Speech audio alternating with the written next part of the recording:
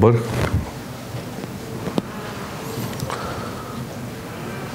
Бог да ви благослови всички, които сте отделили от времето си, да слушате Божието Слово. Бог ще ви благослови, Бог е верен, да възнагради всички, които искрено го търсят. Татко е добър завинаги. Така, ще чета от Евангелие на Лука 16 глава. 1 и 2 стих. Господ Исус каза още на учениците си, един богаташ имаше настойник, който наклеветиха пред него, че разпилявал имота му. 2 стих. И той го повика и му каза, дай сметка за настойничеството си. Исус Христос е Господ.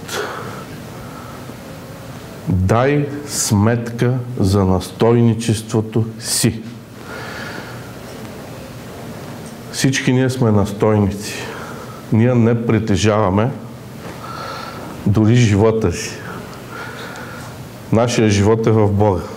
Всичко, което имаме, е от Бога. Ние сме настойници на тялото, което имаме. Ние сме настойници на парите, които имаме. Ние сме настойници на децата, които имаме. Ние сме настойници на абсолютно всичко. И това, което се изисква от настойниците, казва Библията, е какво? Настойника да се намери верен. Братя и сестри, трябва да разберем, че ние не сме собственици, ние сме настойници. Временно управляваме това, което Бог ни е дал, дарове, таланти, неща, благословения. И един ден пред Бога ще даваме отчет как сме били настойници на абсолютно всичко, на времето, в което сме прекарали на планетата Земя, на парите си, на думите си, на абсолютно всичко. Това, което искам да видим сега, да направим, дай сметка за настойничеството си. Сега, днешната служба е първата за 2025 година. Аз искам всеки един човек, който иска, да се върне назад в 2024 година. Да направи равносметка. Как е ходил с Бога? Какво е слушал от Бога? Какво е научил от Бога? Просто да си направите равносметка на живота. Вижте, в днешно време хората правят ревизия. Знаете ли какво е ревизия? Ревизия на магазини, на банки, на учреждения, просто да видят всичко, дали е правилно. И хора в света правят ревизия на живота си. И тук Божието Слово казва на нас, християните, да се научим да си правим равносметка. И е хубаво вечер, като си лягаме, или просто да си правим равносметка на деня, който е минал. На годината, която е минала. И това е сега, което Святия Дух ни води в такава светлина. Направете равносметка за 2024 година. Къде сте съгрешили? Какво сте направили неправилно? Какво през 2025 година същото да не го правите отново, а да го избегнете? Същите грехове през 2025 да не ги извършите отново. Какво през 2024 си можел да избегнеш, ако беше по-близо до Бога, ако беше приял още от Бога мъдрост и откровение, ако беше по-зрял, ако не беше душевен, какво би направил, какво би избягнал, разбирате ли, равносметка на живота си. Защото, братя и сестри, дали ще бъде 2024, 2025, 2026, 2027, няма никакво значение. Бог е един и същ. Той ще иска да те благославя винаги, по всяко време. Той не се променя. Обаче, ти ще получиш каквото си посял. Каквото човек посее, това човек ще и да пожене. Не зависи от годината дали ще бъде по-добра или по-лоша. Зависи от твоето лично ходене с Бог. Зависи от твоето лично ходене, приемане от Бог. Всеки дар е от Бога, не от годината. Бог не е ограничен във време. Но за да можеш ти да си видиш грешките, да си ги извадиш, когато си ходил на училище и си правил контролни, учителката обикновено ти показва грешките с червен химикал, нали? Да ги видиш, да ги анализираш, да не повтаряш грешките. Защо не правим това духовно? Въпрос. И всеки си отговаря. Прави ли го или не го прави? Равносметка. Как съм ходил с Бога през 2024 година? Какво съм направил добре? Какво ще продължа да правя добре? Какво съм направил неправилно? Кое трябва да коригирам? Кое трябва да изчиста? Разбирате ли това, което ви говоря? Защото семето дава според вида си. Всички християни искат промяна. Искат по-добро. Но ако не промените семето, жетвата ще бъде същата. Разбрахте ли?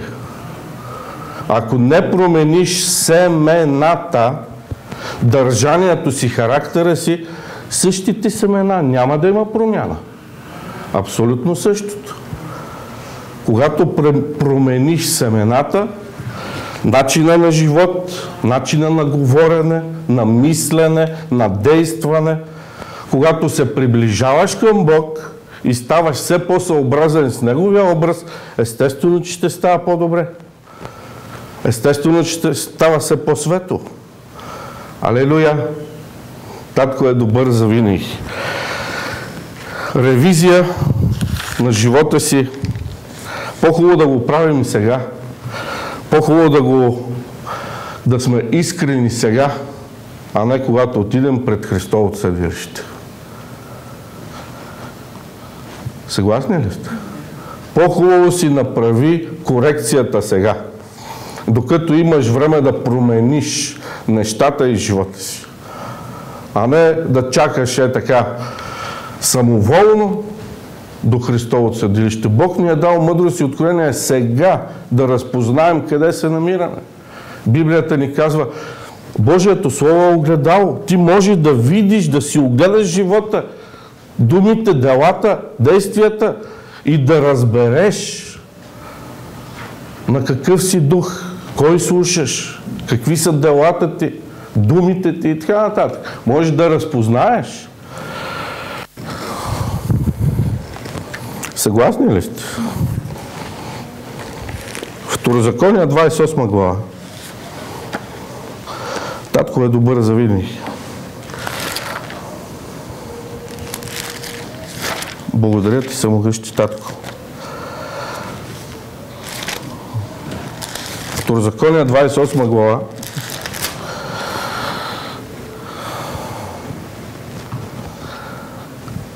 Ако слушаш добре гласа на Господа твоя Бог и старателно изпълняваш всичките му заповеди. Нека да ги прочита в светлината на Новия Завет. Ако си воден от Святия Дух, Бог казва в Новия Завет, водените от Божия Дух са Божии синове и дъщери. Исус Христос е Господ. И тук се казва, ако добре слушаш гласа на Господа твоя Бог, и ти трябва да си задаваш въпрос, добре ли съм слушал гласа на Господа моя Бог през 2024 година? Колко добре съм го слушал? Колко усърдно съм го слушал? Защото тук и усърдно да ходиш, да изпълняваш. Колко усърдно си слушал гласа на Господа? Усърдно със старание. Колко време си отделил да четеш Библията? Колко време си отделил да се молиш за водителство, за мъдрост, за откровение? Какво Бог ти е говорил? Какво си направил на дело? Исус Христос е Господ. В Новия Завет има една заповед – любов. Любов към Бога и любов към хората. Ако ти ходиш любов към Бога, любов към хората, любов към себе си, ти ходиш във всички заповеди. И да вършиш, да ходиш в любов. Колко си ходил в любов през 2024 година? Колко ще ходиш в любов през 2025 година? Колко усърдно слушаш гласа? Вижте, тук е условие. Ако слушаш гласа на Господа твоя Бог, не всички светии слушат гласа на Господа своя Бог. Мнозинство от събранията в България, които се наричат евангелски събрания, не слушат гласа на Господа своя Бог. Или го слушат частично, или минимално, или само което им харесва. Го слушат, което им харесва, не го слушат. Условието е, ако слушаш добре гласа на Господа твоя Бог и ходиш във всичките му пътища. Бог иска да те води във всичко. Святия Дух ще те води във всичко. И Святия Дух те е водил във всичко и през 2024 година. Но колко си чул от това, което Той те е водил? Колко си чул, колко си се покорил? Главното на нас като християни, като Божии деца е да слушаме гласа на Татко. Основата на нашия живот на християнството е да слушаме гласа на Татко. Всичко се върти и се изгражда около това да слушаме гласа на Татко. Само каквото Той говори, само каквото Той върши. Колко слушаш гласа на Бога? Колко ще слушаш гласа на Бога през 2025 година? И сега умствено и душевно всички християни могат да кажат: аз много слушам гласа на Господа и аз много обичам Господа.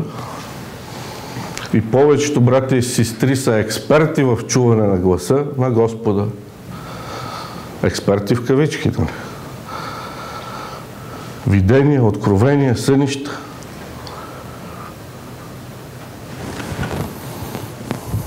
Ако Бог ти говори, животът ти е правилен, животът ти ще има ред, животът ти ще има приоритет. Бог е Бог на ред, Бог е Бог на приоритет.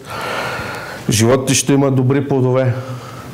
Когато Святия Дух те води, животът ти ще бъде в хармония. Няма да бъде бъркотия.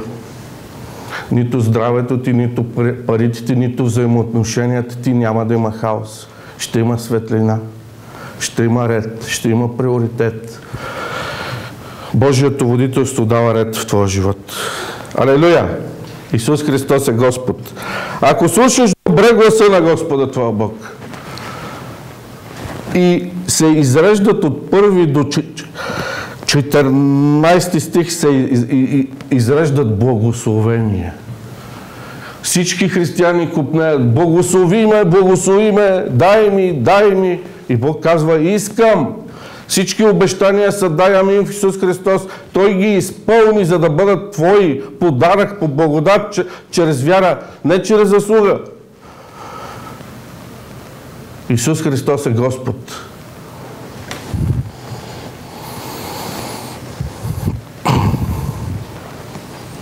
Ако слушаме гласа на Господа своя Бог, нека да прочита 1 Коринтияни 14 глава 10 стих.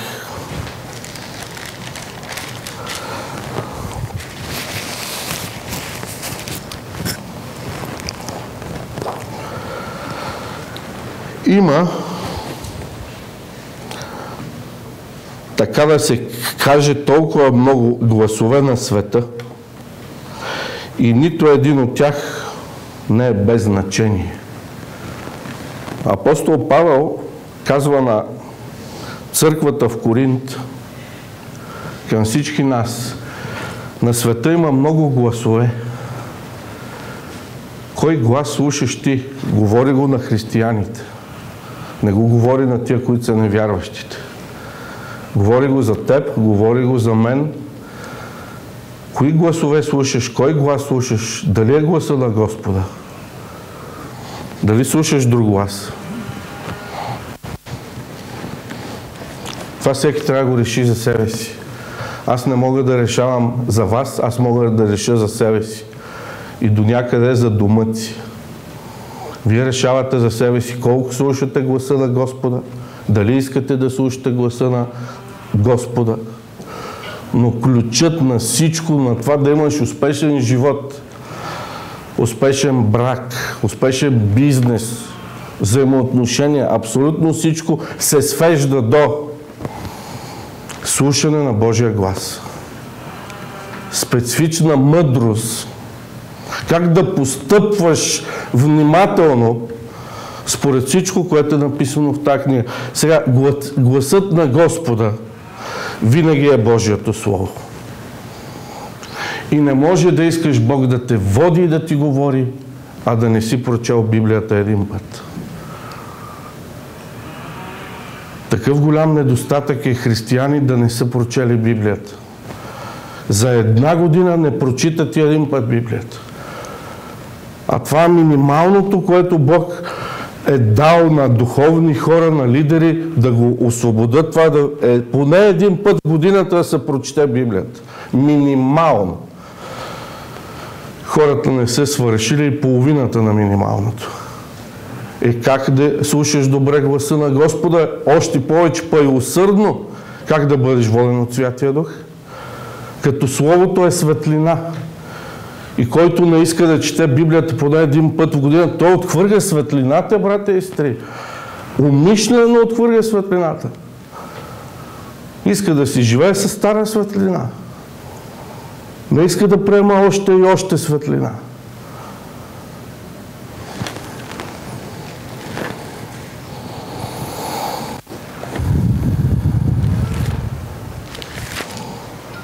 Псалом 119, стих 105. Татко е добър завинаги.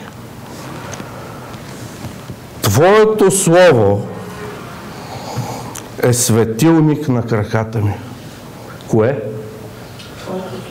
Словото на Бог е светилник на твоите крака. Къде се намираш сега? Какви ситуации в живота имаш?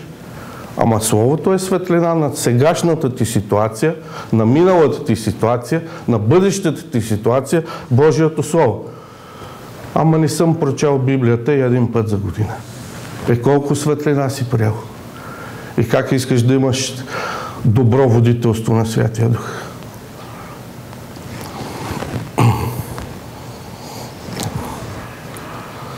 Пасторе, къде ме ожилваш? Точно там, където трябва. Исус Христос е Господ. В книгата Битие, когато беше тъмнина, какво каза Бог? Да бъде светлина. И какво се случи? Чрез Божието Слово стана светлина. Разберете го, свети и на Бога. Ако искате светлина и водителство, Божието Слово трябва да ви стане любимо, любимо, любимо желание. Исус Христос е Господ. Не може да живеете от служба на служба. Една служба в седмицата е недостатъчна, братя и сестри. Вие в физическия свят не се храните по един път в седмица. Храните се всеки ден по 3 пъти. Ако човек така хранише и духът си с Божият Слово по 3 пъти на ден и по 3 пъти да се молиш. Ако християните отделяха толкова време за Божието Слово, колкото отделят да готвят храна, да купуват храна и да изяждат храна.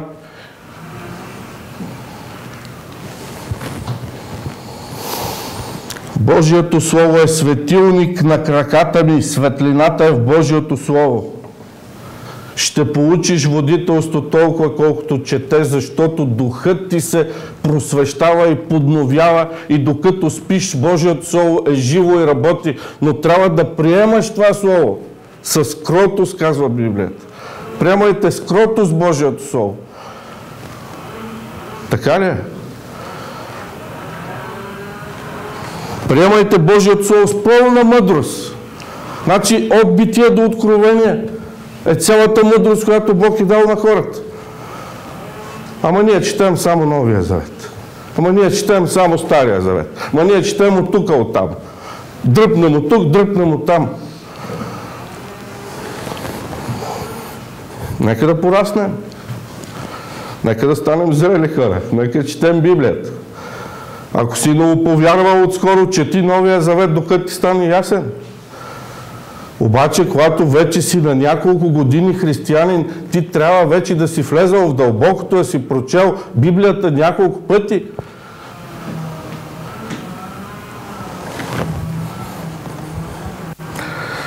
Вижте, братя и сестри, ако не четете, няма да си загубите спасението, няма да ви се разсърди. Бог ви обича не защото правите каквото и да било. Бог ви обича, защото сте Негови деца. Разбирате ли? Не заради вашите дела. Обаче, ако вие не се покорявате на Бог, вие ще си вредите на себе си. Бог няма да спре да ви обича. Няма да иска да ви помага. Няма да ви се разсърди. Вие вредите на себе си, когато не четете Библията, когато не идвате на събрание. Исус Христос е Господ. Как вие обичате вашите деца? Условно ли? Християни обичат условно децата си. Ако ме слуша, ще го обичам и ще го прегръщам. Ако не ме слуша, няма да го обичам. Това условната любов е човешка. Ще обичам само послушните, Бог обича всички Негови деца. И послушните, и непослушните. Ти трябва да имаш такава любов към своите деца. И ако някой от тях е отпаднал и се е отклонил, твоята любов ще го върне, твоята молитва, твоята вяра, твоето ходене с Бога. Ама не условната ти любов. Исус Христос е Господ. Алелуя!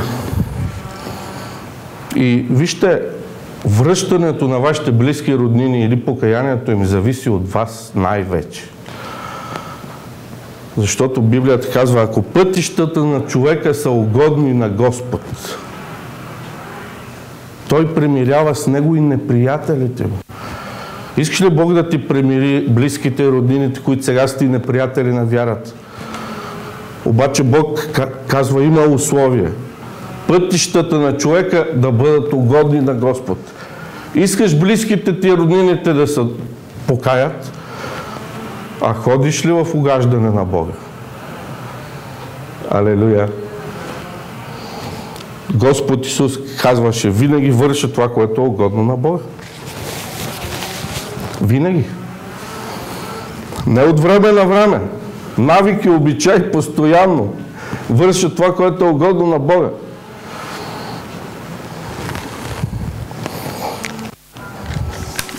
Исус Христос е Господ.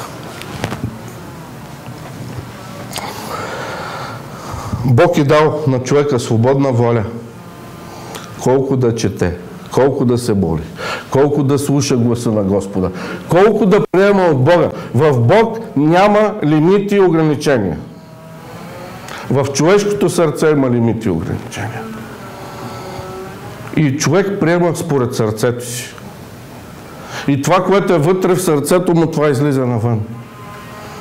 Каквото е отвътре, това ще излезе навън. Вижте се в различни ситуации какво излиза от вас. Дали е любов, дали е милост, дали е Божият Слово, дали е търпение, дали е вярност, кротост, себеобуздание или гняв и някакви други дела и думи. Какво излиза от тебе? Колко си воден от Святия Дух?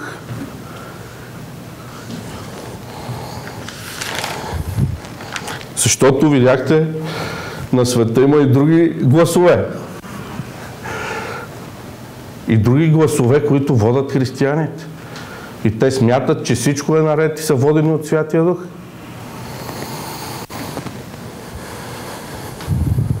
Исус Христос е Господ. И знаете ли във Второзаконие 28 глава колко стиха има в цялата глава? Някой знае ли? 68 стиха. 68 стиха. Второзаконие 28. От 1 до 14 благословения. Ако слушаш гласа на Господа. И другите 54 стиха са за непокорство. Защо Бог е отделил толкова време и за непокорството? За тия, които няма да слушат гласа му. В Стария завет 28 глава на Второзаконие е била за евреите, ама в Новия завет е за християните.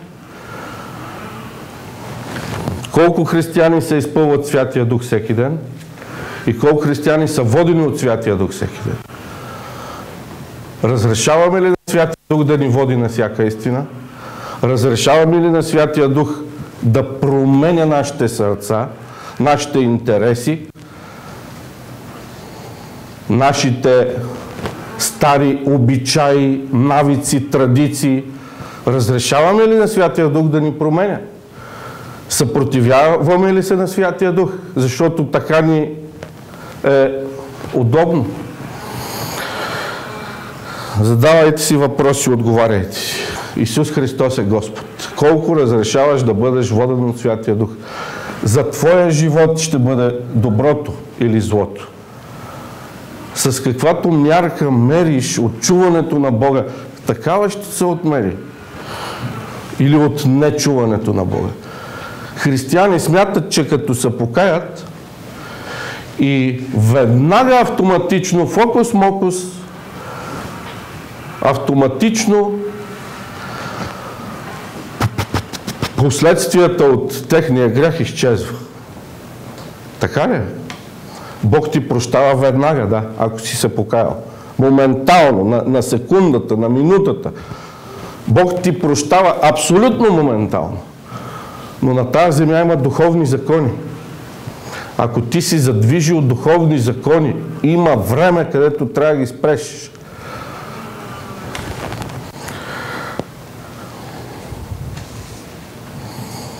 Дадох пример, ако невярващ човек изтегли заем от банката, след това се покая, Бог ще му прости ли заема? Ще му прости ли Бог заема, ако се покая, че е изтеглил заем? След като Бог ще му прости на момента, ама банката няма да му прости. Има последствия, ще си плаща заема. Братя и сестри, ако ти си говорил думи с години на неверие или на проклинане на тебе, на децата ти, на мъжа ти и си говорил тия негативни думи и си проклинал и си задвижил колелото на живота с думите си, само твоето покаяние пред Бога, че си спасен, слава на Бога, няма да ти фара. Трябва да започнеш да говориш обратно думи на проклятие върху всичките тия хора, за да спреш духовния закон, който се е задвижил, защото смърт и живот има в силата на езика. И греха има последствия. Християни си мислят, съгрешавам, покайвам се, играя си с Бога, правя каквото си искам, живея както искам, няма последствия. Има последствия. Ти се лъжиш. Каквото посееш, това ще поженеш. Компромиси, грехове, ти ще си ги поженеш след това. Спомните ли си Господ Исус какво каза на един човек? Не те осъждам. Иди си. Но защо? Не съгрешавай, да не те постигне нещо по-лошо. Продължаването на съгрешаване, нещо по-лошо да не те постигне. Има последствия за греха. Ние като християни трябва да го знаем, трябва да бягаме от греха. Ние не искаме лоши последствия, не искаме да даваме място на дявола. Не искаме дявола да оперира в живота ни или в близките ни, в роднините ни. Не искаме дявола да краде радостта ни, мира ни, спокойствието ни, децата ни, близките ни, роднините ни, парите ни, здравето ни. Ние не искаме дявола да краде. И дявола сам не може да дойде да открадне, ако не му дадем място. Главно с греховете си.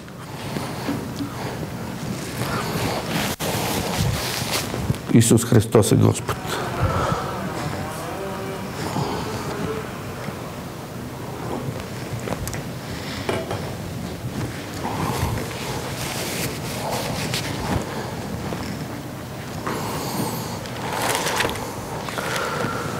Първа книга на царете.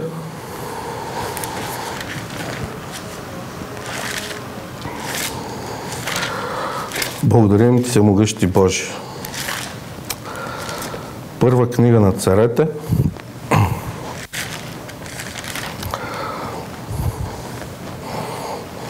Ще чета от 15 глава, 22 стих.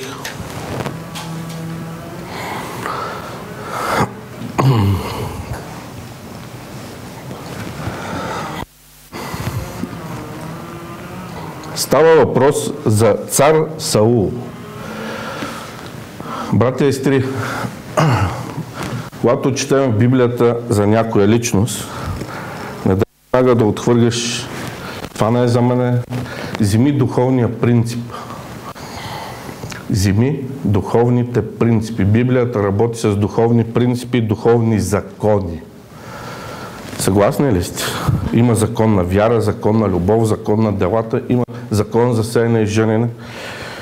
И Новия завет ни препоръчва, като четем Стария завет, да се получим от техните грешки, да не повтаряме това, което те са правили. Целта, като видиш те къде са съгрешавали различните хора, защото дявол е един и изкушава хората с едни и същи грехове, ние да не повтаряме техните грешки. Цар Саул е избран лично от Бог. Божия избор, не съгрешава, помазан с Божието миро от пророк Самуил. Помазан, избран от Бога, с дарбите, с талантите, надарен Божий човек. И Бог планува да утвърди царството на Саул завинаги.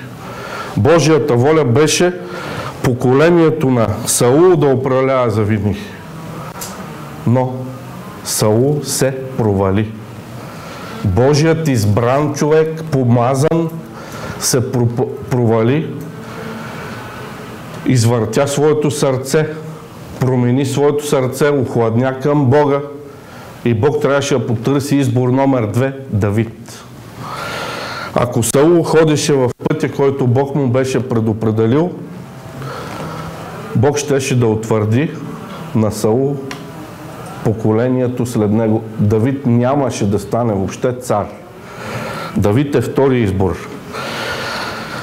Така, вижте 22 стих. Самуил казва на Саул: всеизгаряните и жертвите по същия начин ли са угодни на Господа, както слушането на Господния глас?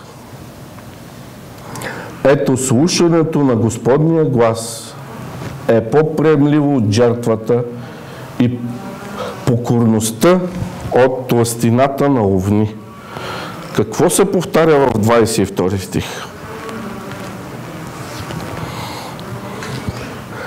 Слушане на Божия глас два пъти. Слушането на Божия глас. Слушането на Божия глас. Ако добре слушаш гласа на Господа твоя Бог. Още в Едемската градина Бог каза на Адам и Ева: покорете се на това, което ви говоря. Не се покорих. Откровение на Йоан, 3 глава, 7 стих. Откровение на Йоан, 3 глава, 7 стих. Който има ухо да слуша, нека слуша какво говори Духът към църквите. 2 глава на Откровение на Йоан, 7 стих. Който има ухо да слуша, нека слуша какво говори Духът към църквите. И това се повтаря в 1, 2 и 3 глава на Откровение на Йоан. Защо се повтаря само в 1, 2 и 3 глава на Откровение на Йоан? Защото говори за църквата. Църквата си ти и аз. Отнася се и за нас. В Внимавай какво говори духът на църквата. Гласът на Господа. Слушай гласът на Господа. Ако добре слушаш гласа на Господа, Второзакония 28 глава, Римляни 8 глава, 14 стих, тези, които се управляват от Божия дух, те са Божии синове и дъщери. Чистите по сърце ще видят и ще чуят Бога. Исус Христос е Господ. Татко е добър завинаги.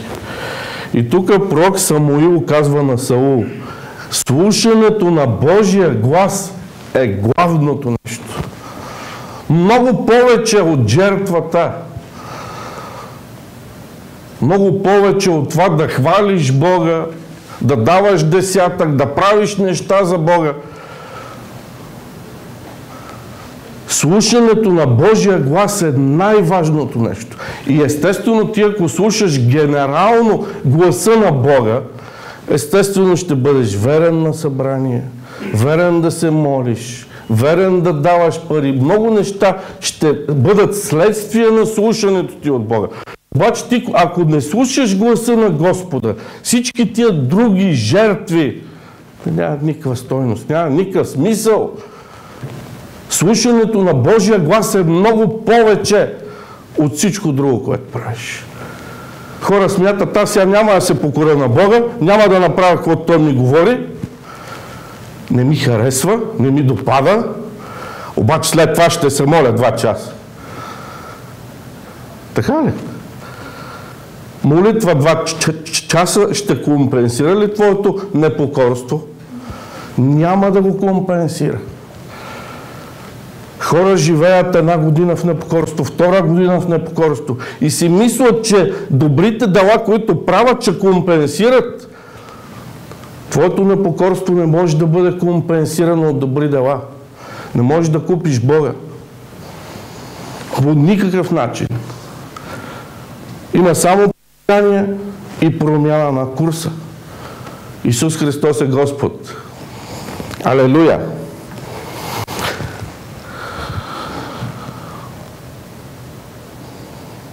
Послушанието на Господния глас е по-желателно от всичко останало. Да чуваш гласа на Господа. Алелуя! Исус Христос е Господ. Съгласни ли сте? Кое е по-важно? Да правим обрядите си, да си дигаме ръцете или какво? Да се молим на глас в събранието? Всичко това е много важно. Да се молиш на глас в събранието е важно. Но на първо място е слушане на гласа на Господа. Толкова е просто. И това е в твоето ежедневие. Духовните бебета идват на служба, изтискани от дявола през седмицата. Нарочно употребявам тия изрази. Идват на служба с нямане на мир, с напрежение, с колебания, с неща. И от службата, като свърши, те вече имат мир, изпълни Святия Дух, свиркат си, всичко е наред. Нали? Окей, Святия Дух им е помогнал, благословил ги.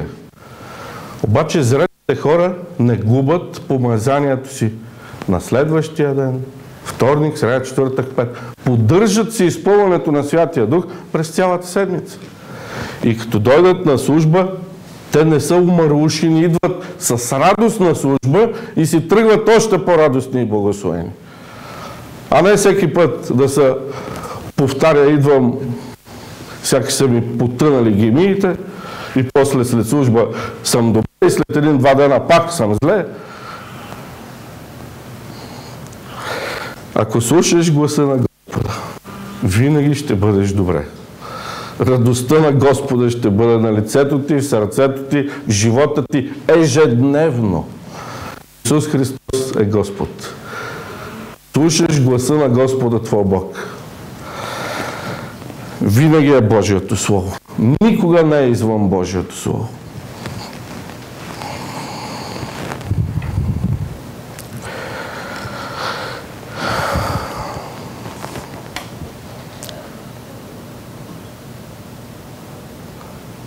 Съгласни ли сте с Божието Слово? Така, харесва ли ви Божието Слово? Добре, нека чета и 23 стих на първа книга на царете. 15 глава, прочетох 22 стих. И 23 стих Самуил продължава и казва: защото непокорството е като греха на врачуването и упорството като идолопоклонството. Искам да разсъждаваме върху това нещо. Какво казва пророк Самуил? В случая говори от лицето на Бога. Той е Божия пророк с Божието Слово. Говори Словото на Бог. Какво казва пророк Самуил? Какво казва Божието Слово? Непокорството. Какво е непокорство? Непокорството е грях. Но непокорство е Бог да ти говори дадено нещо, ти да не искаш да го направиш. Бог те води в една посока, ти кажеш: не искам в тази посока. Направи това, няма да го направя. Спри това, няма да го спра. Промени това, няма да го променя. Водил ли ви е Бог в различна посока в живота ви и вие не сте искали да приемете? Или приемате умствено: дай, амин, Господи, обаче дела нула. Развитие тотал нула. Да, Господи, ама няма дела.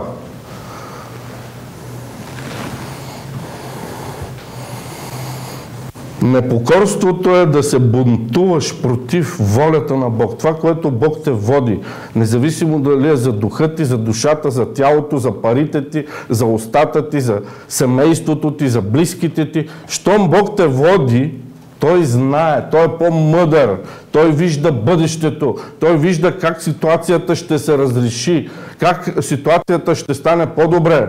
Знае, че ако не се покорява, ще стане по-зле. Ключово е да се покоряваме на Бога. Ключово, ключово, ключово. Цялото страдание на човешката раса от Адам и Ева е поради непокорство. Християни в днешно време страдат поради непокорство.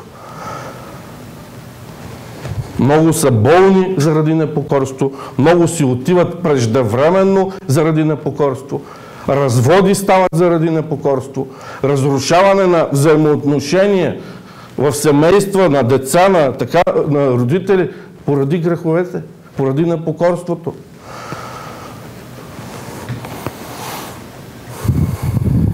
Греха не стои мирен.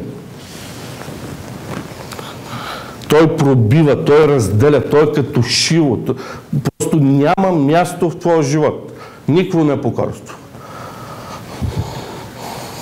И когато Бог ни води в цялостно покорство. Цялостно покорство. Дух, душа, тяло. Материално, финансово, социално. Цялостно покорство. Съгласни ли сте? Бог иска ли да имаме шалом? Цялостност и никаква липса. Да, обаче този шалом изисква цялостно покорство. Боже, ще се покорявам с всичко. С цялото си сърце, всичкия си ум, всичката сила. Ще те обичам, Боже, с всичко. И ще получи всичко. И приемам всичко. Алелуя! Татко е добър за винаги. Лесно е да обичаме Бога. Лесно е да поставим Бог на първо място. Ако осъзнаем Неговата любов. Лесно е да го поставим на първо място. Хора не поставят Бог на първо място заради роднините си и близките си. Голяма грешка е това. Господ няма да ти се разсърди. Но разрешението ще дойде на ситуацията, когато поставиш Бог номер 1. Исус Христос е Господ. Татко е добър за винаги.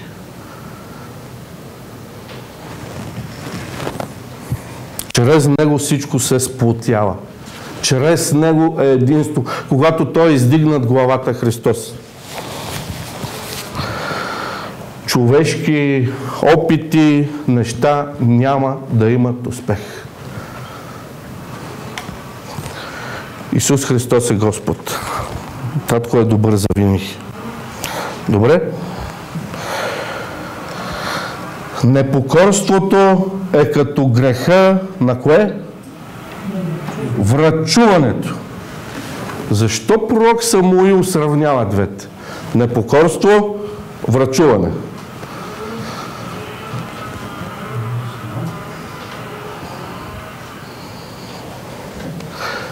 Кой дух води християните в покорство?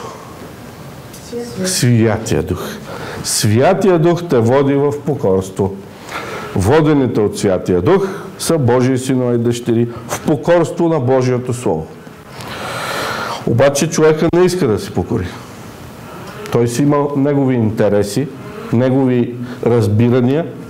Не иска да се покори, става непокорство. Святия дух ли води от тук нататък човек в непокорство? Не. Казва се демон, лъжлив дух, лъжливи духове, непокорство, чародейство, врачуване. Как врачува врачката? Никой да не отива на врачка. Врачките врачуват чрез нечисти духове. Когато Божието дете отказва да се покорява на Святия Дух и е в непокорство, отваря врата да дойде в неговия живот лъжлив дух. Ясно ли е това, което обясних? Святия Дух го води, ама той не иска да слуша Святия Дух и ще слуша кой дух? Ами който иска. Братя и сестри, Библията казва, който иска, ще му се даде. Бог му дава Святия Дух, води го чрез Святия Дух, не иска Святия Дух. Християнът отхвърля Святия Дух, не му харесва волята на Бога, иска си неговата воля, той получава друг дух. Християни не осъзнават, че когато не слушат гласа на Господа, ще слушат някой друг глас. Толкова е важно да слушаш гласа на Господа, защото ако не слушаш гласа на Господа, някой друг те води. Християнино и християни, деца на Бога, няма значение, мъж, жена, години, образование, няма значение. Или Святия Дух, или е друг дух.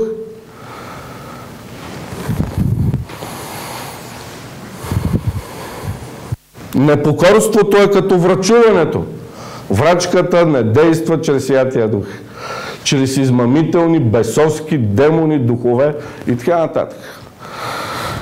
И да ти се вярва, и да не ти се вярва, хвани този духовен принцип, който споделям сега с вас като светии. Непокорството отваря врата за лъжлив дух. И то лъжлив дух ще ти казва, ти си специален, тебе демоните няма да те водят, пак Бог ще ти говори, продължаваме сънищата, виденията, откровенията. Спомняте ли си дявола на какво се преправя? Така че непокорният човек си отваря врата за лъжлив дух и лъжливият дух се преправя на Светъл Ангел и се преправя на Святия Дух. И християнина си мисли, че Святия Дух го води. Не може Святия Дух да те води и ти да продължаваш да си в бунт и в непокорство. Непокорството е като греха на врачуването.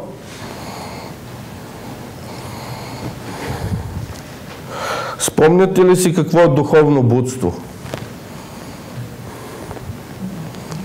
Какво беше духовно блудство? Да имаш общение с бесовете, да имаш общение с демоните, вместо със Святия Дух. Друг дух. На мен това никога няма да ми се случи. Бъди покорен, да, няма, слава на Бога. Ако си в непокорство, покай се веднага. Спомняте ли си двама ученика на Христос, които бяха на друг дух? Какво значи, че бяха на друг дух?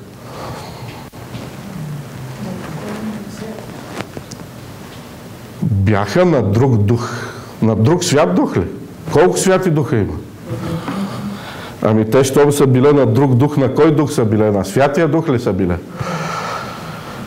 Учениците на Господ Исус,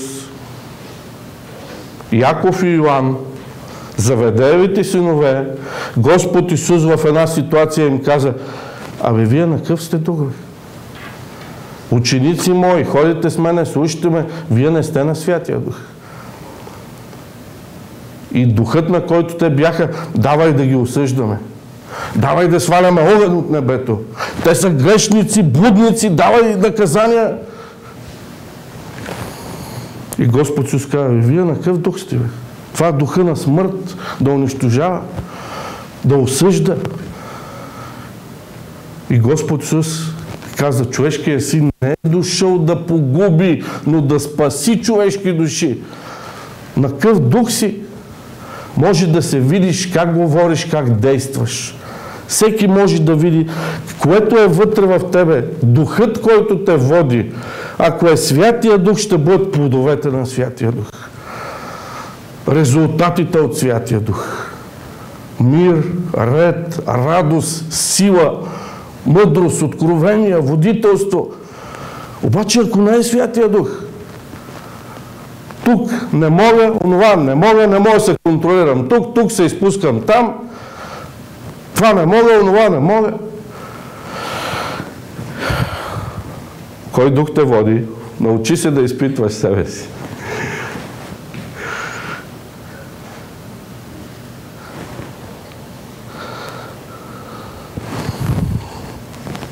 Алелуя! Когато идвате на събрание, на какъв дух хващате, прихващате? Какъв дух? Святия Дух на свобода и радост. Отидете някъде, където е другия дух, други духове на света, на пцовни, на чалги, на неща. Знаете ли колко бързо ще се опита да ви смени духовния климат? Ама така е с всеки живот. Просто така ви го споделям, за да го видите. Това е твоето ежедневие. Ти всеки ден можеш да си на различен дух. Виж си делата, виж си думите, виж как се отнася с хората, с близките си, родниници, как се отнася с твоя съпруг, твоята съпруга, с децата си, с тия, които обичаш. Изпитай себе си, виж себе си. Аз на какъв дух съм днес? Сутринта на какъв дух съм станал? Някои хора стават от сутринта и са с неблагодарен и крив дух. Още от сутринта. Стани от сутринта на правилен дух, продължавай през целия ден правилен дух и вечерта легни с правилния дух, Святия Дух. Съгласни ли сте? Библията казва: слънцето да не залезе в разгневяването ви. Какво значи това? Значи, ако се разгневил на някой или за нещо през деня, до вечерта трябва да ти е минало. Колко християни това го правят? Много малко. Те са гневливи на човека и на другия ден, и на другия ден, и след 2 месеца са му гневливи, или след 1 година пак са му гневливи, защото той така и така ме е наранил и ме е предал и е направил това и това. Ама слънцето да не залезе в разгневяването ви. Човешкият гняв не върши Божията воля. Колко пъти по-човешки си се разгневявал и вече си извън Святия Дух и си бил на друг дух. Какви дела си направил? Какви думи си изговорил?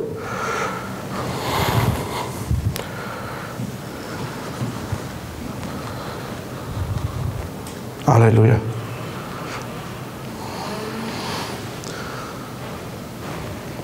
Служи ли ви това слово, което споделям? Изрязва ли ви отвътре? Непокорството е като врачуването.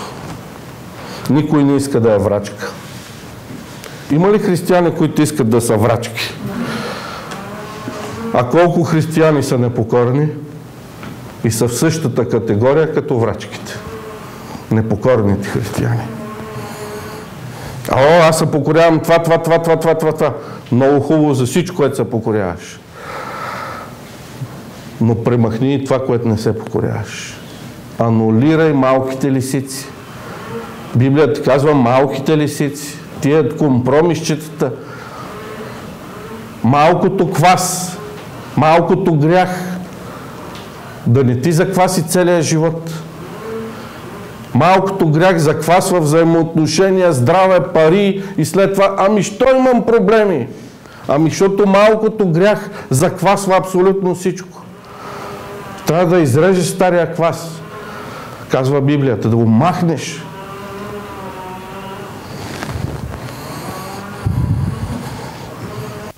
Алелуя! Татко е добър за винаги.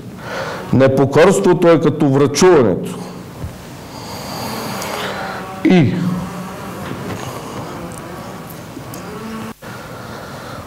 упорството е като идолопоклонството. След непокорството Самуил използва една дума упорството. Знаете ли какво значи да бъдеш упорит? Ама не упорит срещу дявола. Тук е упорит срещу Бога и Неговото Слово.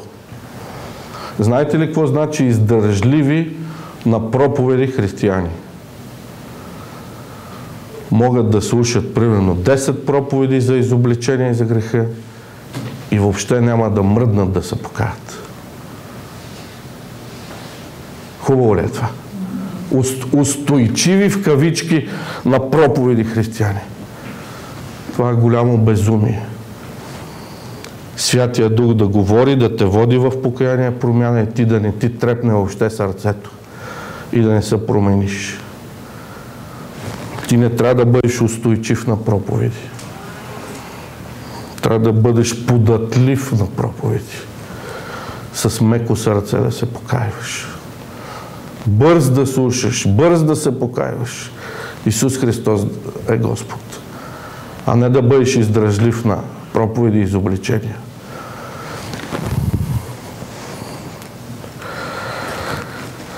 Упорство, да упорстваш и си искаш своето и продължаваш и минава време и Бог ти дава време да се покаеш и времето минава и ти не искаш упорство.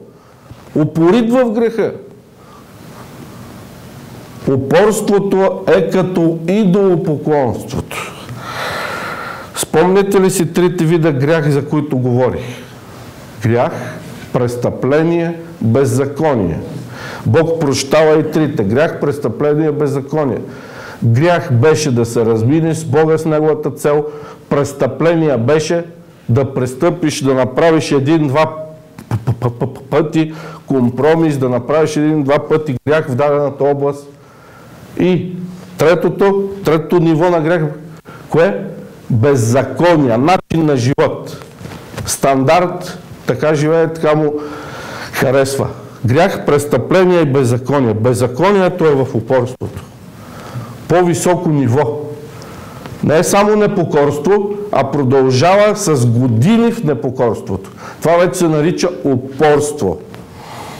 Има ли грях, който от години мъкнеш и не се разделяш? Обичаш го. Мил ти е греха. Не искаш да се разделиш с него. Сраснал с душата ти, с емоциите, с чувствата ти. Това е упорство. И това упорство, казва пророк Самуил, упорство е като идолопоклонството. Знаете ли какво е идолопоклонство? Значи, ти, който казваш, че в православната църква има икони и се прекръстват на икони и палят свещи, си същия. Идолопоклонство, твърдоглавието на непокорството и упорството. Защото тук в 15 глава на първа книга на царете за Саул, това му е неговото поредно съгрешаване на престъпване на Божия глас. Той в първо царе 13 глава пак престъпва гласа на Бога. Така че не е му един път, не е му два пъти, на него му е станало навик и обичай да се грешава. вече е беззаконие, вече е упорство, вече то е идолопоклонство. Той отиде и си направи паметник на себе си.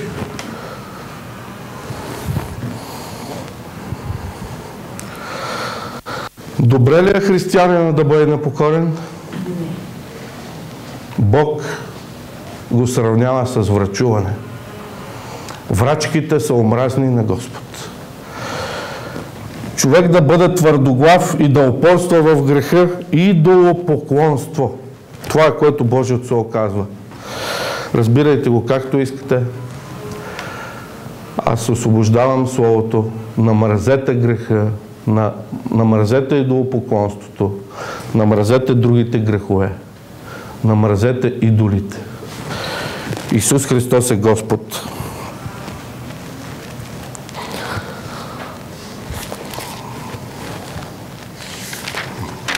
Нека да прочита 1 Тимотей 4:1.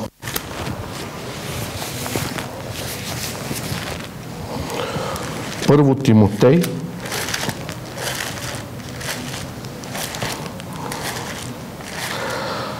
Благодаря ти, всемогъщи татко. 4 глава, 1 стих.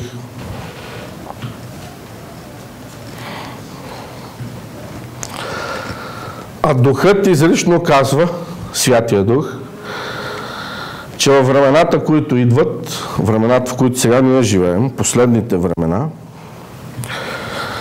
някои ще отстъпат от вярата и ще слушат измамителни духове. Исус Христос е Господ. И сега на пръв поглед християнина казва, аз не съм отстъпил от вярата. Хода на църква, давам си десятък, а сърцето ти. Ти можеш да ходиш на църква по традиция.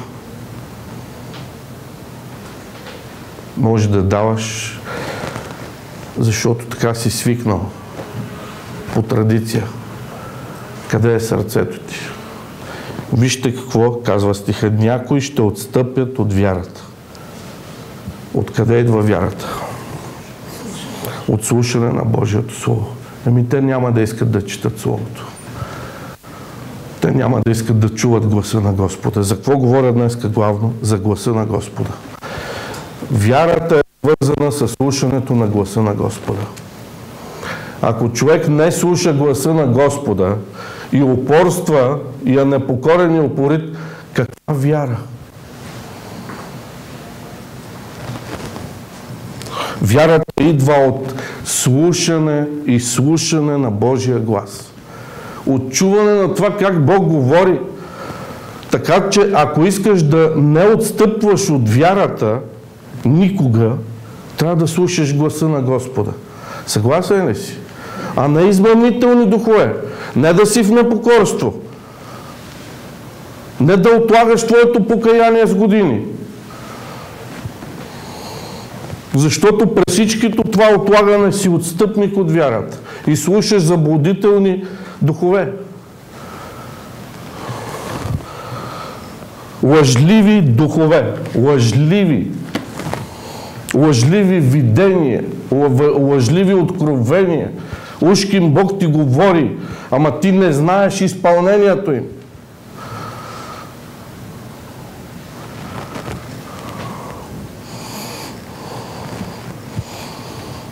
Исус Христос е Господ. Татко е добър завинаги. На какъв дух бяха Яков и Йоан? На какъв дух? На лъжлив дух. Защо? Искаха да убият хората. Да извикат съд върху тях, да дойде огън от небето. На лъжлив дух.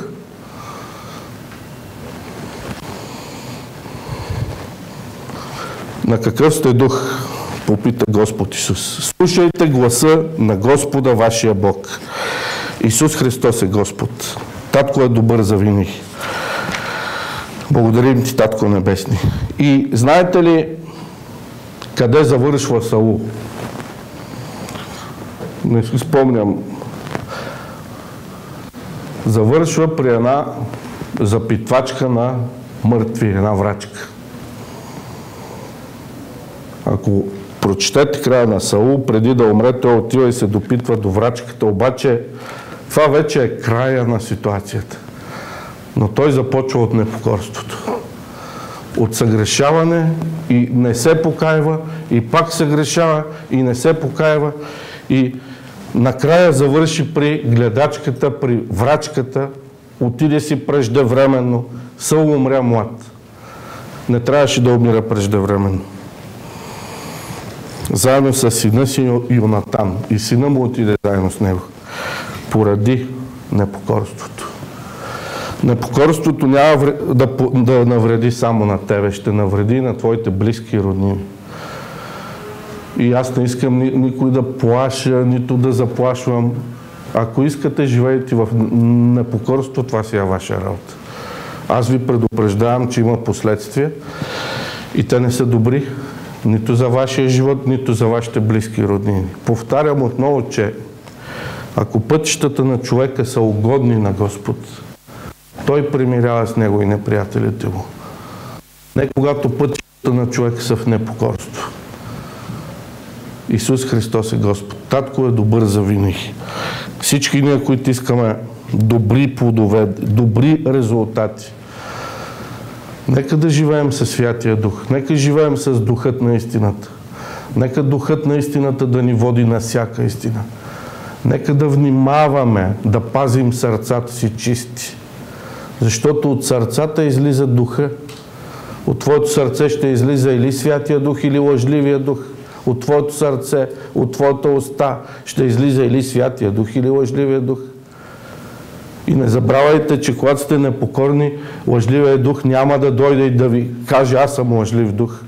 Напротив, ще се преправя на Духа на Христос. Ще се опитва да ви забаламосва с стихове от Библията. Не забравяйте, че когато Господ Исус беше изкушаван от дявола в пустинята, дяволът цитираше Словото. Лъжливи духове могат да ти имитират откровения и видения. И ако Бог ти дава видение и откровения, ти ще разбереш значението му. Ако не знаеш какво значи, не е от Бога. Божия Дух ни показва нещата. И ясно да ги разберем. Бог не ти дава някакви видения, които са мистични, забулени в таинствена мистерия, да не знаеш какво значат.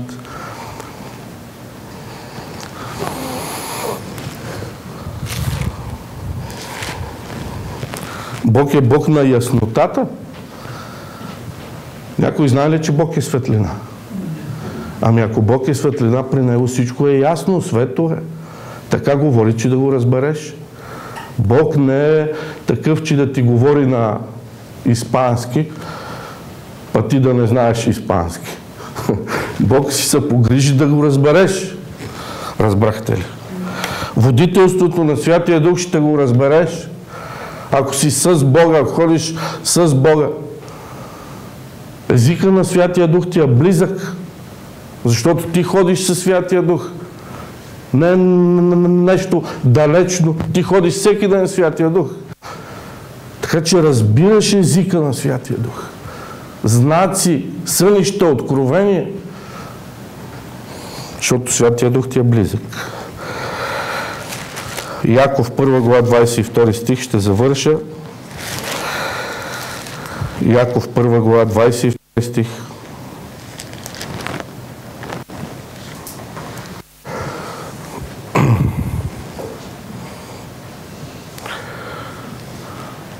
Бъдете изпълнители на Словото, а не само слушатели. Защо? Да не лъжете себе си. Как така да лъжеш себе си? Така. Бъдете изпълнители на Словото. Това означава покорни. За какво говорих досега? Покорството на Божието Слово, да слушаш гласа на Господа. Защото непокорството отваря врата за лъжлив дух. И тук даже апостол Яков го е цитирал така. Ходете в Словото, покорявайте се на Словото, защото иначе лъжете себе си, лъжливия дух. който приемаш поради непокорство, първо ще лъже теб. После ще лъже чрез теб и другите хора, ама първо ще лъже теб. Всичко е наред, не трябва да се покайваш, няма да умреш. Змията в Едемската градина каза на Адам и на Ева: вие и да съгрешите, няма да умрете. Няма да умрете. Излага ли ги? Излага ли ги змията? Умряха. И то не един път, умряха два пъти. Духовна смърт, физическа смърт. Така че дявола ги излъга толкова много. Не само, че умряха, ми умряха два пъти. Така че когато дяволът те лъже, лъжите му са жестоки.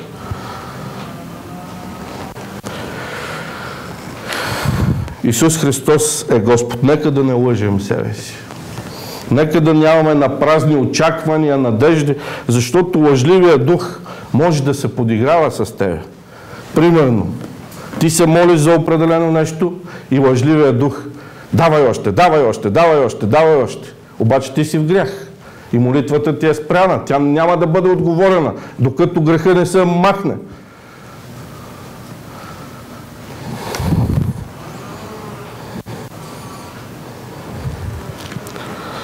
Библията ни казва, че ако има в сърцето си човек неправда, Господ не би послушал. И лъжливият дух дава на човека на празна надежда да се надява: ще получи отговор, ще получи отговор, ще получи... Ма той отговора не идва. И времето минава и няма отговор. Но лъжливият дух няма да каже на човека: покай се, де. Покай се, за да получиш отговор. Не, продължавай. Както си знаеш, радвай се в Господа. Как да се радваш Господа, като си в грях? Трябва да се покаеш, тогава се радваш Господа. Защото радостта идва от твоята праведност, от твоето ходене с Бога, от това да живееш чисто и свято. Идва праведност, идва радост. Божието царство е праведност, мир и радост в Святия Дух. Така че, когато живееш в грях, не се радвай. Когато живееш в грях, скърби и се покай. И като се покаяш, се радвай. Алелуя! Радостта в Господа е твоята сила. Татко е добър завинаги. Благодаря ти, Татко Небесни. Благодаря ти в името на Исус. Славата е твоя, Татко. Дай ни дух на мъдрост и откровение да разбираме водителството на Святия Дух. Дай ни меки сърца, помагай ни да се изчисти от живота ни всичко, което пречи, Боже, да чуваме Твоя глас. Помагай ни да имаме меки сърца. Помагай ни да чуваме гласа Ти в името на Исус Христос. Не искаме да слушаме гласа на други духове, на други водачи. Искаме само Святия Дух. Искаме Словото Ти и Святия Дух Божи. Не искаме чужди гласове. В името на Исус, помогни ни да Ти се покоряваме. Не искаме да бъдем в непокорство, не искаме да бъдем в бунт. Помогни ни, Татко, да не бъдем и в упоритост спрямо Твоята воля. Помогни ни, Боже, в нас да няма упорство за греха, Боже. Помогни ни да бъдем бързи да слушаме, бързи в името на Исус да се покаем, да приемем в името на Исус корекцията, която имаш, изобличението, което имаш, Боже, да не ни се струва тежко. Нека да приемем Твоята воля. Нека да приемем изцеление и възстановяване на живота си, на здравето си, на взаимоотношения, на финанси. Нека приемем в името на Исус възстановяване, Татко. Благодаря Ти в името на Исус. Благослови Твоите светии, Боже. Благослови светиите, Татко, чисти сърца, които виждат и чуват Бога. Водени от Святия Дух, водени синове и дъщери на Бога. Бог да ви благослови. Амин.